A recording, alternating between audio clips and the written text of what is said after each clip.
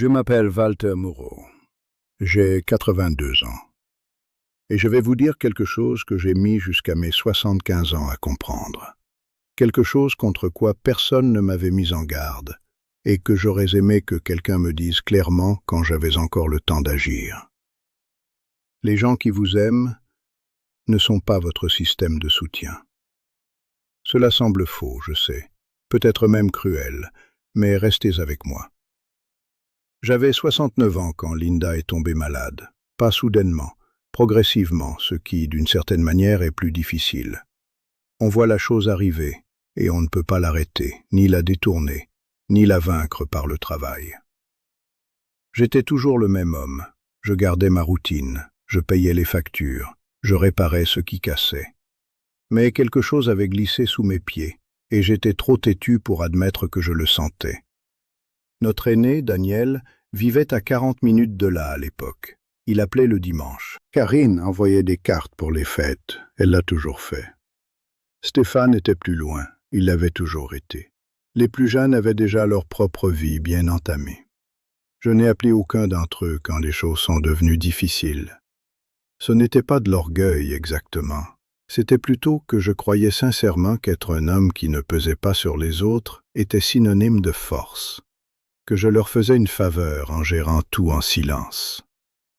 Je vois maintenant que je ne me faisais aucun cadeau. Car quand Linda est partie, et que je me suis retrouvé dans cette cuisine à 6 heures du matin, fixant 2 tasses de café par habitude avant de me reprendre, il n'y avait personne à appeler. Non pas parce que mes enfants s'en fichaient, ils s'en souciaient beaucoup, mais j'avais passé 4 décennies à me construire comme quelqu'un qui ne sollicite jamais d'aide. Et on ne peut pas défaire cela du jour au lendemain. On ne peut pas appeler sa fille à 74 ans et lui dire « J'ai besoin que tu m'apprennes à ne pas être seul ». Ça ne marche pas comme ça. Ce que j'ai appris, lentement et douloureusement, c'est qu'il y a 5 choses, 5 piliers spécifiques, qui soit vous maintiennent debout après 65 ans, soit ne le font pas. Et aucun d'entre eux n'est une autre personne. Je ne dis pas cela avec amertume. Les gens vous aiment, mais l'amour n'est pas de l'architecture. L'amour n'est pas la structure qui vous sort du lit à 6 heures du matin. Le premier, c'est votre corps. Pas votre forme physique, pas vos capacités athlétiques, votre simple et ordinaire capacité à vous mouvoir dans le monde sans demander d'assistance. Je n'ai pas pris cela au sérieux jusqu'à l'hiver de mes 71 ans. J'étais sorti au garage pour rentrer quelques bûches, une chose que j'avais faite 100 fois. Et le bas de mon dos s'est bloqué si complètement que j'ai dû rester là, dans le froid, agrippé au chambranle de la porte, attendant qu'il se relâche assez pour me laisser rentrer. J'ai dû rester là 10 minutes. Il faisait environ moins 10 degrés dehors. Je n'en ai parlé à personne. Je suis rentré, je me suis assis sur la chaise de la cuisine, et je suis resté là pendant 1 heure à boire un café froid, ressentant quelque chose que je n'avais pas ressenti depuis des années. Pas de la douleur, pas exactement. De la peur. Pas la peur dramatique, la peur tranquille, celle qui dit « Voilà comment ça commence ». J'avais un voisin 2 rues plus loin, Jean-Claude, qui a cessé de marcher aussi loin quand son genou a commencé à le faire souffrir. D'abord, ce fut la côte au bout de la rue, puis la boulangerie, puis juste le bout de l'allée. À 78 ans, il avait besoin que quelqu'un le conduise à ses propres rendez-vous chez le médecin parce qu'il ne pouvait plus monter ou descendre de voiture sans aide. Sa fille a fini par l'installer chez elle. Jean-Claude était un homme bien. Il a élevé 3 enfants. Il ne se plaignait jamais de rien. Mais quelque part vers la fin de sa soixantaine, il a commencé à traiter son corps comme une chose qui lui arrivait, plutôt que comme quelque chose sur lequel il avait encore la main. Après ma matinée dans le garage, j'ai commencé à marcher tous les jours. Pas loin, rien de spectaculaire. Le tour du pâté de maison au début, puis plus loin à mesure que c'était plus facile. J'ai commencé à faire quelques étirements le matin, des choses simples, pas le genre qui nécessite un tapis et une vidéo d'instruction. Faire rouler mes chevilles, lever les genoux, bouger mes épaules jusqu'à ce que la raideur disparaisse. Le but n'était pas de devenir quelqu'un d'autre. Le but était de rester fonctionnel. indépendant, de ne pas devenir celui qu'on doit emmener partout en voiture. Je le fais encore. À 82 ans, je marche chaque matin avant que le quartier ne s'éveille. Parfois, Thomas Laurent est déjà dans son allée en train de bricoler. C'est l'un de ceux qui commencent tôt. On se fait un signe de tête. On ne se dit pas grand-chose. Mais il y a quelque chose de rassurant à bouger pendant que le monde est encore calme. Votre corps est le premier pilier. Non pas parce qu'il vous définit, mais parce qu'il détermine si vous pourrez encore prendre vos propres décisions demain. Une fois que vous perdez la capacité de bouger librement, ce sont les autres qui commencent à décider pour vous. Ce n'est pas une critique envers eux, c'est juste ainsi que les choses se passent. La deuxième chose est la discipline de n'avoir besoin de presque rien. J'ai passé la majeure partie de ma vie à croire que la sécurité signifiait l'accumulation. Plus sur le compte, plus grand, plus établi, plus de preuves. Preuves de quoi? Je n'en suis plus sûr aujourd'hui. Après le départ de Linda, je me suis posé avec mes finances, vraiment posé, et j'ai regardé ce qu'il en coûtait de maintenir la vie que j'avais. La maison était trop grande pour une seule personne. Les factures de chauffage en hiver étaient considérables. La taxe foncière avait grimpé régulièrement pendant 15 ans. Je dépensais une somme folle chaque mois juste pour rester sur place. Une partie de moi résistait au changement. C'était comme admettre quelque chose, comme démanteler la preuve que cette vie avait été réelle. Mais j'ai regardé un homme de mes anciennes années de travail, Gérard, qui avait pris une bonne retraite selon tous les critères. Une bonne pension, la maison payée, des économies raisonnables. Mais toute sa structure de vie était coûteuse. 2 voitures dont il n'avait plus besoin. Une maison 3 fois plus grande que ce qu'une personne requiert. Des habitudes construites pour une autre époque de ses revenus. À 76 ans, il appelait son fils pour demander de l'argent afin de boucher les trous. Le fils aidait, parce que c'était un bon fils. Mais Gérard m'a dit une fois, environ 1 an avant de mourir, que ces appels étaient la pire chose qu'il ait jamais eu à faire. Ça change les rapports, disait-il. On ne revient jamais à la normale après ça. J'ai décidé que je ne passerai pas ces appels. J'ai vendu la maison, non sans un certain chagrin, je vous le dis franchement. C'était la maison où mes enfants ont grandi. Je la possédais depuis mes 32 ans. Il y a des traces de mains quelque part sous la peinture du couloir que je n'ai jamais recouverte. Celle de Rachel quand elle avait environ 4 ans. Mais j'ai acheté quelque chose de plus petit, de plein pied, facile d'entretien, payé comptant, pas de crédit, pas d'escalier, pas de jardin assez grand pour devenir un problème. Je me suis débarrassé d'une voiture. J'ai simplifié les courses. J'ai arrêté de dépenser de l'argent par habitude. Et il s'est passé quelque chose que je n'attendais pas. Je me suis senti plus léger. Pas plus pauvre, plus léger. Comme si j'avais porté un poids que j'avais confondu avec de la dignité pendant 40 ans. Quand on a besoin de moins, personne n'a d'emprise sur vous. Vous n'avez pas à demander, vous n'avez pas à accepter de conditions, vous n'avez pas à vous asseoir en face de votre enfant adulte en prétendant que tout va bien alors qu'il se demande discrètement s'il va devoir commencer à couvrir vos dépenses. C'est le deuxième pilier. Pas la pauvreté, la simplicité. La discipline de séparer ce dont vous avez réellement besoin de ce que vous avez accumulé par habitude ou par peur. Je veux faire une pause ici parce qu'il faut que je vous dise. J'ai acheté un nouveau téléviseur au printemps dernier. Un de ces grands modèles, parce que l'ancien avait fini par rendre l'âme. Et je n'ai toujours pas réussi à comprendre où sont passées les chaînes normales. J'ai trouvé un truc appelé service de streaming et un écran d'accueil. Et j'ai passé 3 soirées de suite à regarder le petit cercle de chargement tourner en essayant de trouver le journal de 20 heures. Lucas Laurent, le petit d'à côté, le fils de Thomas, il a 9 ans, est passé un après-midi alors que j'étais là à fixer la télécommande comme si elle m'avait personnellement insulté, et il a tout réglé en environ 45 secondes. Il n'a même pas levé les yeux de ce qu'il faisait, il a juste appuyé sur 4 boutons que je n'aurais jamais pensé à combiner. Je l'ai remercié. Il a haussé les épaules et il est reparti jouer. J'ai 82 ans.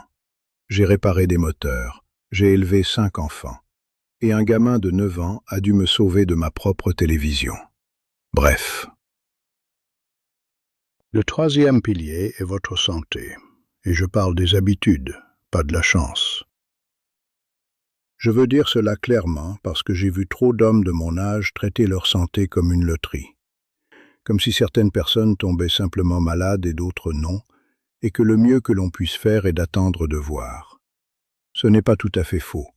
La chance joue un rôle réel. Je ne prétendrai pas le contraire. Mais il y a aussi une grande part qui n'est pas de la chance. Ce sont des choix faits avec constance au fil des ans, des petits choix, anodins, qui soit s'accumulent pour donner quelque chose de bon, soit s'accumulent en quelque chose que vous ne pouvez plus défaire. Mon frère Robert, plus jeune que moi, il a toujours été le plus décontracté, avait une attitude envers sa santé qui pourrait se résumer ainsi. Si ce n'est pas cassé, n'en parle pas. Il n'aimait pas les médecins. Il n'aimait pas le sujet en général. Il se sentait bien, disait-il. Il s'était toujours senti bien. À 68 ans, il ne se sentait plus bien. Sa tension artérielle était probablement élevée depuis une décennie sans qu'il le sache. Son taux de sucre avait grimpé. Son cœur travaillait plus dur qu'il ne l'aurait dû parce qu'il ne lui avait jamais demandé de travailler du tout. Il n'est pas mort, mais il est devenu, presque du jour au lendemain, un homme dont toute la vie quotidienne était organisée autour de la gestion du déclin. Médicaments, restrictions, la peur du prochain incident. Il a cessé d'être quelqu'un qui vit sa vie pour devenir quelqu'un qui surveille la fin de celle-ci. J'ai pris une autre direction, pas parce que j'étais plus malin, mais parce que le médecin de Linda m'a dit une chose, au début de sa maladie, que je n'ai jamais pu oublier.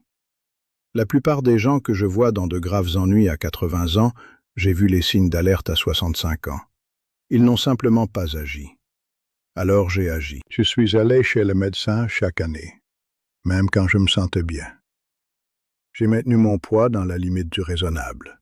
J'ai marché chaque matin.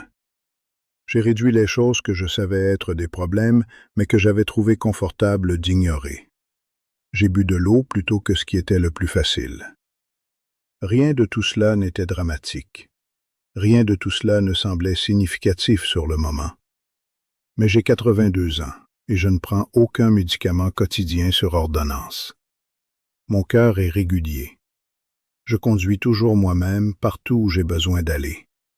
C'est important, pas pour la frime, mais pour ce que cela signifie. Cela signifie que je n'ai pas besoin d'être géré.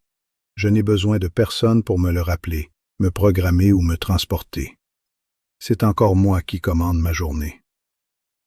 Votre santé est le troisième pilier, et le travail pour l'ériger se fait 20 ans avant d'en avoir besoin. La quatrième chose est la capacité d'absorber la perte sans s'effondrer. Personne ne vous prépare à la part de perte que représente la seconde moitié de la vie. Pas forcément de façon dramatique, juste l'érosion constante. Des amis qui deviennent silencieux puis qui disparaissent tout à fait. Des collègues avec qui vous avez travaillé pendant des décennies qui, soudain, ne sont plus là. Le quartier change. Les routines autour desquelles vous construisiez vos semaines s'évanouissent. Et puis les pertes plus grandes, celles qui restructurent tout. Quand Linda est morte, j'ai été confronté à un choix spécifique que je n'ai pas vraiment reconnu comme un choix à l'époque. Je pouvais laisser l'absence devenir le centre de tout. Je pouvais organiser mes journées autour d'elle, appeler mes enfants plus souvent, laisser le chagrin devenir un moyen de rester connecté à elle en restant enfermé dedans. Ou je pouvais continuer à avancer. Pas pour fuir le chagrin, ce n'est pas possible et ce n'est pas honnête. Mais avancer à travers lui, à ses côtés, en l'emmenant avec moi plutôt qu'en m'y installant. J'ai choisi la deuxième option, pas parce que j'étais stoïque ou parce que j'avais bien fait mon deuil. Honnêtement, je ne savais pas ce que je faisais. J'ai juste gardé la routine. Je me réveillais à la même heure, je faisais le même café, je faisais le même trajet de marche. Certains matins, cette routine était la seule chose certaine, et le certain était suffisant. Je connais un homme, je l'ai rencontré par le biais d'un groupe paroissial que Linda fréquentait, j'y suis allé quelquefois après son décès, nommé Émile. Il a perdu sa femme environ 1 an après que j'ai perdu Linda. Et Émile a fait l'autre choix. Il a arrêté de faire presque tout ce qu'il faisait. Il a arrêté d'aller aux endroits où ils allaient ensemble. Il a commencé à appeler ses enfants quotidiennement, ce qui est devenu une sorte de pression, même si ce n'était pas son intention. Il avait besoin que quelqu'un remplisse ce qui s'était vidé. Et ses enfants ont essayé, parce que c'étaient des gens bien, mais ils ne pouvaient pas le faire. Personne ne peut le faire. Le vide n'a pas la forme d'une autre personne. Il a la forme de la vie que vous avez bâtie ensemble, et personne d'autre ne peut s'y insérer exactement. Émile a presque 80 ans maintenant, et il me dit qu'il a l'impression d'attendre quelque chose depuis lors. Attendre de se sentir mieux. Attendre que les choses redeviennent normales. Je pense que ce que j'ai appris, lentement, imparfaitement, sans guide, c'est que le chagrin n'est pas un problème à résoudre, c'est un poids à porter. Et il y a une différence entre porter quelque chose et être enterré dessous. La résilience n'est pas de la dureté. J'ai été dur toute ma vie et cela ne m'a pas aidé ici. La résilience ressemble plus à une pratique. Se lever, faire le café, faire le tour du pâté de maison, dire oui à la journée ordinaire. Si vous perdez cela, vous devenez dépendant des autres pour donner un sens à vos journées. Et ils essaieront pendant un temps. Mais ce n'est pas durable. Et quelque part, sous la gratitude, vous ressentirez la honte de cet état. C'est le 4e pilier. La capacité de continuer à avancer à travers les pertes, pas en les contournant. Le 5e est de savoir qui vous êtes et de refuser de l'abandonner. C'est celui qui m'a pris au dépourvu, car je n'avais jamais pensé que ce serait quelque chose que j'aurais à défendre. Quand on vieillit, les gens commencent à prendre des décisions à votre place, gentiment, avec précaution, avec amour, mais sans vous demander votre avis. Vos enfants commencent à vous voir comme un être qui nécessite une protection. Les médecins commencent à expliquer les choses à la personne à côté de vous plutôt qu'à vous-même. La société cesse de vous traiter comme quelqu'un dont l'opinion vaut la peine d'être sollicitée. Et si vous ne savez pas qui vous êtes, ce que vous appréciez, ce que vous êtes prêt à accepter, ce que vous n'êtes absolument pas prêt à abandonner, vous vous réveillerez un matin en vivant une vie que quelqu'un d'autre a conçue pour vous. J'ai vu cela arriver à un homme nommé François. Un homme bien, il a travaillé toute sa vie, s'est maintenu dans une forme raisonnable. Mais ses enfants, et il voulait vraiment bien faire, l'ont convaincu, une petite étape à la fois, d'arrêter de conduire. Puis ils l'ont convaincu que le jardin représentait trop de travail, qu'il devrait emménager dans un appartement. Puis l'appartement était au 3e étage, ce qui les inquiétait, alors ils devaient essayer un autre endroit. Puis cet endroit avait un animateur social et un horaire pour les repas. Et au moment où François a eu 79 ans, il vivait dans un immeuble où quelqu'un sonnait une cloche à 17 heures pour lui dire que le dîner était prêt.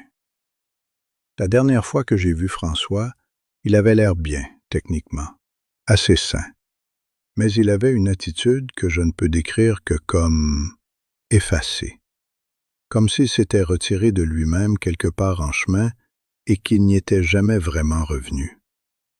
Ma fille, Rachel, c'est la plus jeune, elle a toujours été celle qui dit ce que les autres pensent, m'a appelé environ 2 ans après le décès de Linda. Elle m'a dit qu'elle avait discuté avec ses frères et sœurs et qu'ils pensaient qu'il était peut-être temps d'envisager de me rapprocher de l'un d'entre eux, juste pour en discuter. J'ai écouté tout ce qu'elle avait à dire. Elle y avait bien réfléchi. Puis j'ai dit, « J'apprécie votre démarche. Tant que je peux m'occuper de moi, je reste à ma maison. Si cela change, nous en reparlerons. » Mais ça n'a pas changé. Elle a insisté un peu. Elle a utilisé l'expression « juste par sécurité ». Je connaissais cette phrase. Il ne s'agit pas de sécurité. Il s'agit de gestion de l'anxiété. La sienne, ce qui est compréhensible, mais ce n'est pas à moi de la résoudre en abandonnant ma vie. J'ai tenu bon, pas durement, mais clairement, parce que je savais, je sais, ce qui compte pour moi.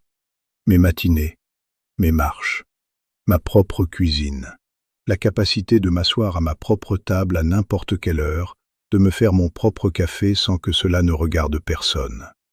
Ce n'est pas une petite chose, c'est tout. Si vous ne savez pas ce que vous n'êtes pas prête à abandonner, d'autres décideront pour vous avec les meilleures intentions du monde. Et vous passerez vos dernières années dans une vie qui correspond à l'idée que quelqu'un d'autre se fait de votre bien-être. Le 5e pilier est l'identité. Pas la nostalgie, pas l'entêtement. L'identité. savoir où l'on se situe et y rester. 5 choses. Votre corps, votre capacité à vous mouvoir dans le monde sans rien demander. La discipline de n'avoir besoin de presque rien pour que personne n'ait de pouvoir sur vous. Votre santé, construite sur des décennies par des décisions petites et banales. La capacité d'absorber la perte et de continuer à se lever après. Et savoir qui vous êtes, et s'y accrocher, même quand ceux qui vous aiment vous demandent de lâcher prise. Je pense à ces choses maintenant lors de mes marches matinales. Le quartier est généralement calme à cette heure-là.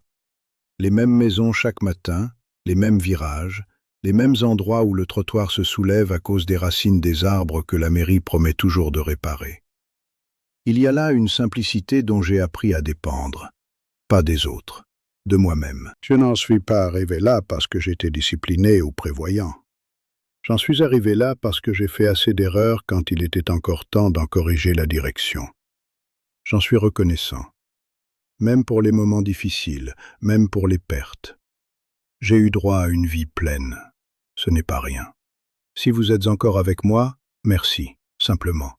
Si quelque chose ici vous a semblé familier, ou si c'est ce que vous aviez besoin d'entendre, restez un moment. Il y a encore à dire. Abonnez-vous si vous souhaitez vous asseoir de nouveau avec moi. Prenez soin de vous, quoi que cela signifie pour vous.